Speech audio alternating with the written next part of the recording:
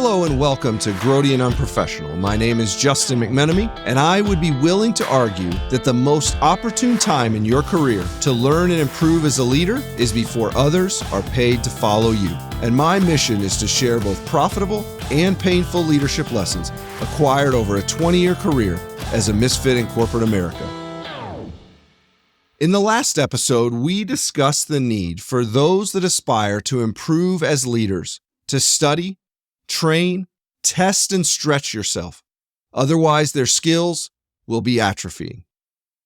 A proper training regimen must involve more than simply acquiring head knowledge by reading the latest leadership book on the New York Times bestseller list. Heck, I could read every book ever written on golf, but that does not make me a golf pro. The only way to improve your leadership skill is to field test your head knowledge in the practical environment. Now, with that being said, a common question that I receive from young professionals who are not yet in leadership, but desire to grow into leadership is, how do I learn practical leadership lessons if I'm not yet a leader? It is my experience that a person that is presently not in leadership is in the most opportune position to develop their practical leadership skills. Now, at first glance, this seems counterintuitive. How can someone learn practical lessons about a position that they do not hold? Let's start with the category of receiving feedback, which is a necessary reality for anyone in leadership. We touched on this topic lightly during the last episode.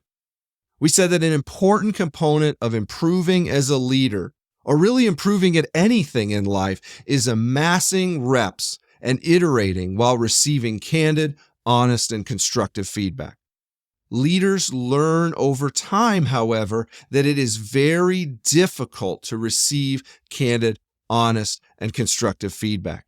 Most employees assume that because you as the leader have the most information, the most power, and the most influence, that you are not to be questioned.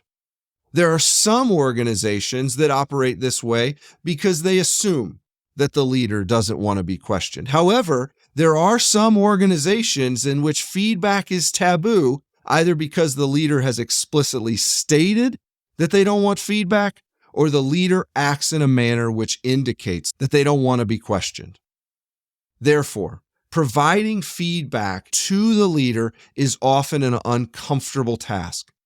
It is my observation, if a leader desires to receive candid, honest, and constructive feedback, they must regularly demonstrate vulnerability and humility, not only about themselves as a leader, but also about the business decisions that are being made.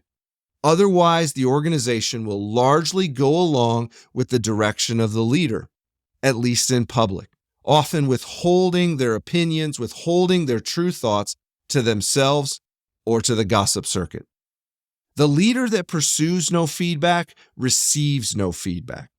This, over time, produces an unstable system as an unchallenged leader becomes more and more convinced that their decisions are infallible, which in turn propagates a closed-door policy regarding discussion and feedback on leadership decisions. My point here is that when you are a leader, it is very difficult to receive honest, candid, and constructive feedback, not only about business decisions, but particularly feedback on how effective you are leading, inspiring, and equipping other people. Some of you as leaders may say, you know what, I'm just going to ask people in my organization. I'm just going to ask my subordinates straight up, how effective of a leader do you think I am? How can I improve in my words, mannerisms, and actions such that you have increased motivation? You've got to understand that there are so many conflicts of interest inside of the person that you just asked those questions of. You might as well throw out everything that they say. This is a person that desires someday to get promoted. They desire to get a good rating. They desire to have more responsibility. And how are they supposed to answer when you ask them directly about yourself? Okay, so you can't ask the person that's in your organization right now, What about asking the person that's retiring or resigning or maybe transferring to another department? I'll just ask them those questions and they'll be honest with me. I personally do not think that most employees in that circumstance of resigning, retiring, or transferring to another organization are motivated or even equipped to be transparent, candid, and balanced in their feedback. Most people exiting an organization remain motivated to maintain relationships. They do not want to burn bridges. Most likely, they have been thinking for months or even years about this career change, and they're just looking to slip out without making waves. Oftentimes, the employee provides some version of the "it's not you, it's me" breakup excuse, even when they have previously observed or spoken to others about systemic issues within the organization or with you as a leader. One of my favorite examples of this came from a friend of mine who elected to leave the company that we were working together at. He relocated his family 3 states away. In his exit interview, he stated that the reason for his departure was his desire to move closer to family. The irony was, and leadership only later found out, that his new job was over 500 miles farther from his hometown than the job he was leaving. One other scenario that can play out, which makes the feedback of the departing employee very unreliable, is a person that has been so burned, so hurt, so broken during their tenure that they are looking for max impact and max damage upon their exit. This is a person that is looking to pull the pin on the grenade and bounce it down the aisle as they walk out. They want to blow the whole thing up. This person's input is unreliable in that they have been given over to bitterness. Their mind and heart have become so soaked in frustration and anger for so long that they now see the boogeyman, they see the problems in every conversation and in every action.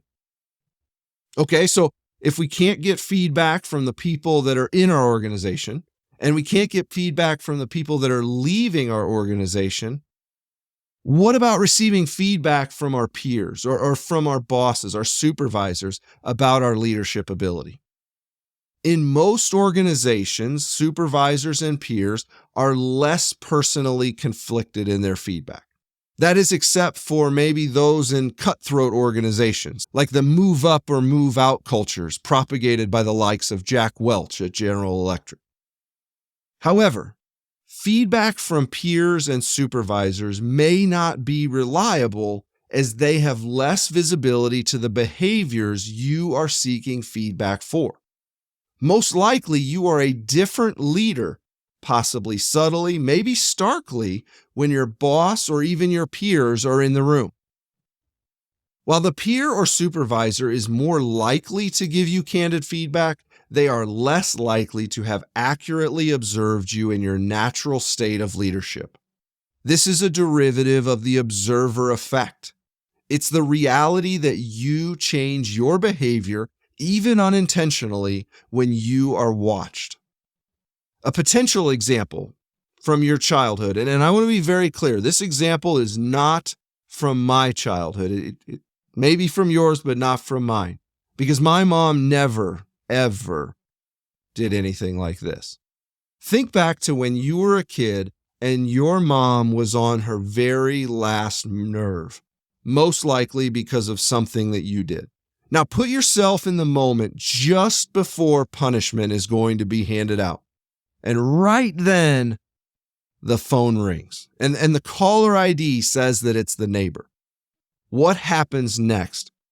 It's a miracle to a child's mind how quickly mom's tone of voice, her facial expressions change as she picks the receiver up off the phone. All of a sudden, she's chipper, she's agreeable, she laughs, she's engaging. She finishes the conversation, says goodbye to the neighbor, and as she places the phone back on the receiver, what happens? As she turns, the transformation reverses. All of a sudden, we're back into the frustrated state of that child that just will not listen. It's easy to see in others how they change from one situation to another. It is very hard to see in yourself, but I assure you that it is there. Okay, if I can't trust my team to provide feedback, and I can't trust those that are leaving to provide feedback, and now you're telling me I can't trust my peers and bosses' feedback because they haven't observed the behaviors that I'm seeking feedback on, then how, as a leader, are we supposed to receive candid, honest, balanced, and constructive feedback about our abilities and opportunities? Within your organization, it takes time to build trust with your staff and employees. The best chance you have to receive candid, honest, and constructive feedback from those that most clearly observe you as a leader is to demonstrate years of humility, years of graciousness, and years of openness with your team such that they are convinced both by word and deed that they are safe to provide feedback. You must say and do things that show people on your team that you are not married to your ideas. You must not show frustration or be punitive when others disagree professionally.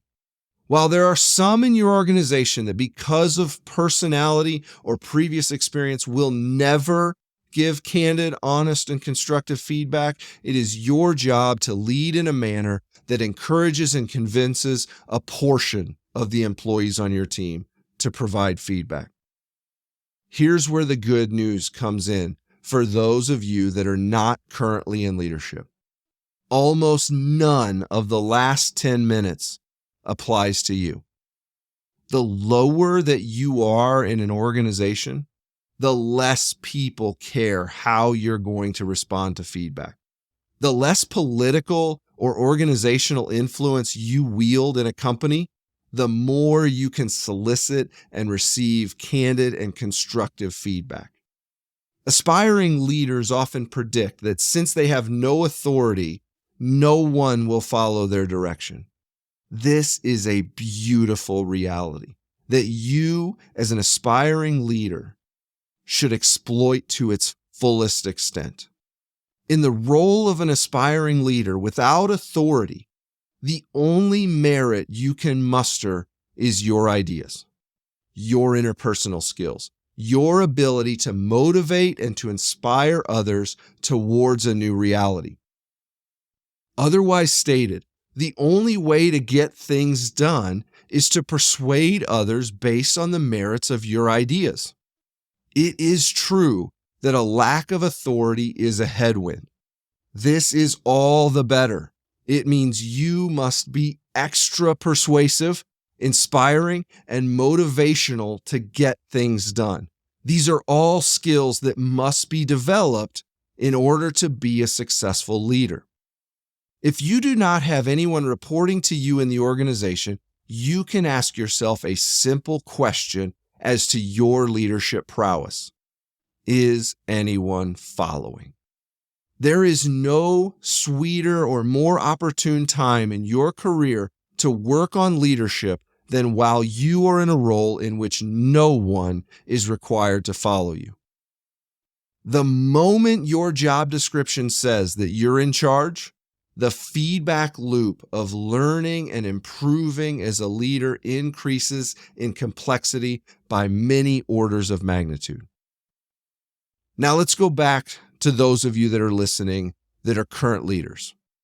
I feel like I've cut off all these paths. I've added all this complexity to ways that you can get feedback within your organization. And I can hear the question, okay, what do I do to get better? How do I get feedback on my leadership? If everyone around me has mixed motives on their feedback, where should I go to get honest, candid, and constructive feedback? The answer is that you need to find a forum to practice leadership and receive feedback outside of the hierarchy of work. You need to volunteer somewhere. You need to join a community organization and practice your leadership in that environment. Hear me out. While there are absolutely differences between leading in a for-profit and in volunteer organizations, and not all lessons learned in one domain directly transfer to another, one thing is true. Leadership feedback is often ample and candid in volunteer organizations, even if it's not always constructive. In a volunteer organization, people are often much more quick and free with their words and actions in regard to things that do not motivate them, or don't inspire them, or don't serve their personal goals. This is one way to juice the volume of feedback you receive on the effectiveness of you as the leader towards the end of improving yourself. Along my personal journey of growing as a leader, the brilliance of leading in a volunteer organization as a means of getting feedback was something that I learned after the fact.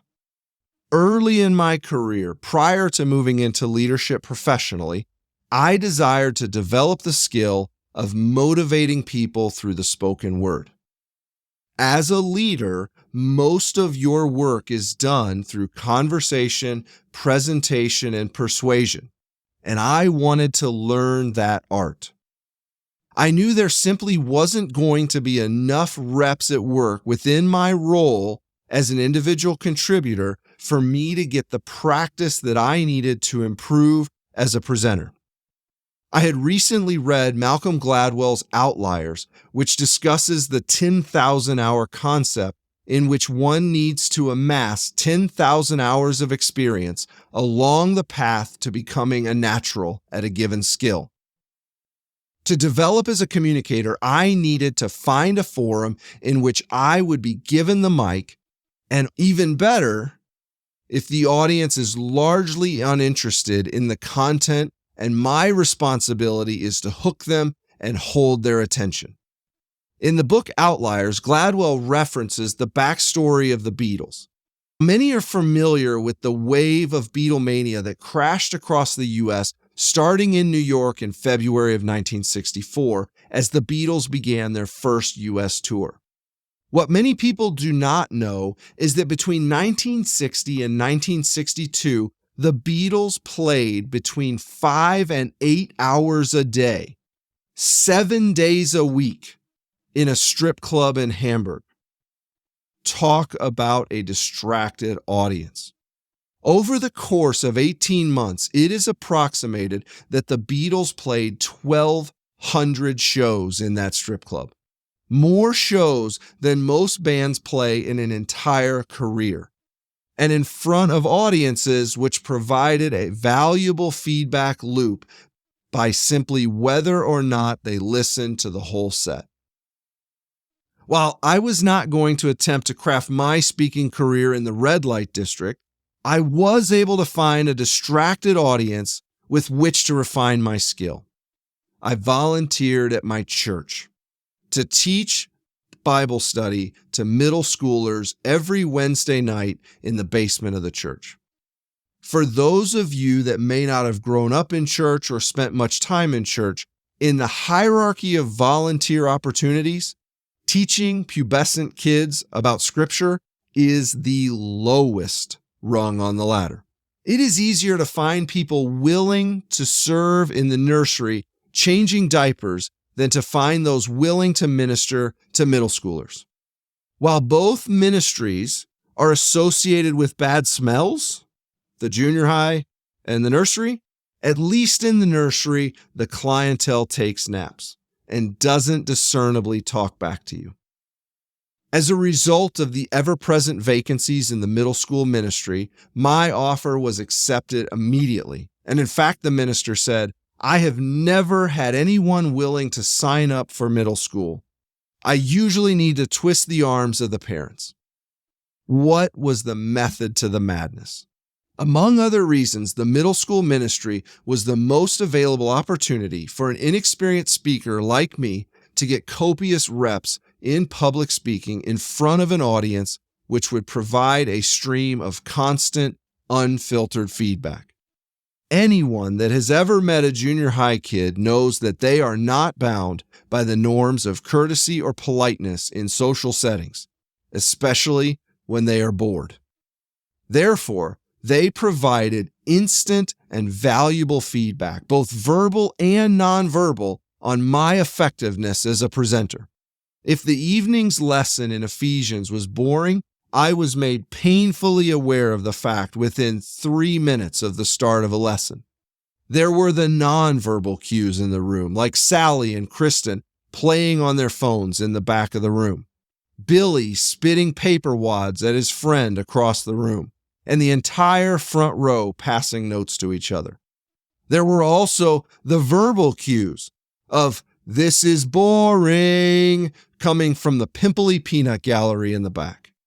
For many adults, the response would be to enlist your authority as the adult in the room and to say, "sit down and listen." While I would be lying if I said I never had to head down that path, I was at the same time constantly internalizing the feedback that I was getting, adjusting my presentation method, my presentation style, in search of discernible improvement in the audience's reception. So how did it turn out? On the ministry front, after 2 years in the basement, every Wednesday night, I was called up from the minor leagues and asked to teach an adult Bible study. On the professional front, over the next years, my projects began to provide greater opportunity to motivate and persuade through presentation. As those opportunities arose, I would often receive compliments that I was a natural presenter. That is not to blow my own horn. It is to say that behind a person that looks like they're a natural at something, there is often the discipline of hundreds, if not thousands of reps in a high feedback environment, which allows them to iterate and adapt, leading to improvement over time.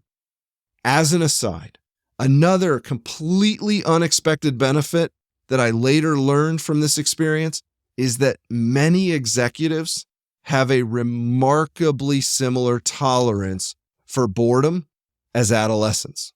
Therefore, stylistically, I didn't end up needing to change much from teaching Corinthians to kids to product launch updates to directors and executives. As we wrap up here, I'll start with a question for the leaders listening to this podcast. Do the people in your organization trust you enough to tell you the truth about your leadership skill or decisions? Have you actively or even passively fostered a don't ask, don't tell policy from your staff regarding feedback? If you are not receiving candid feedback regarding business decisions or even your own personal leadership abilities and opportunities, you must start the long road of earning the trust of your team. That road includes being humble, transparent, and candid with your team about the areas you know you need to work on. Confiding in the team that you want to improve and telling them you would appreciate if they could help you be accountable to the disciplines of improvement.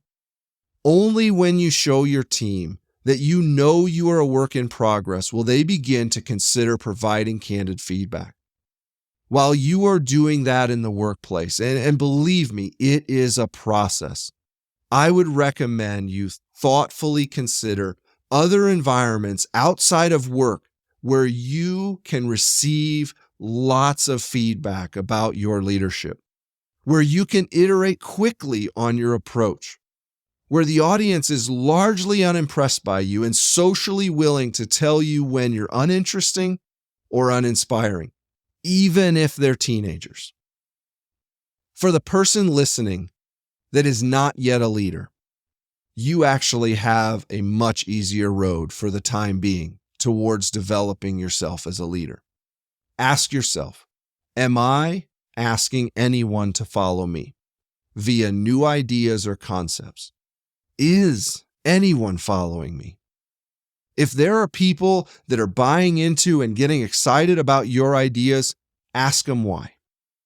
If nobody seems to give a second thought about your ideas, ask them why.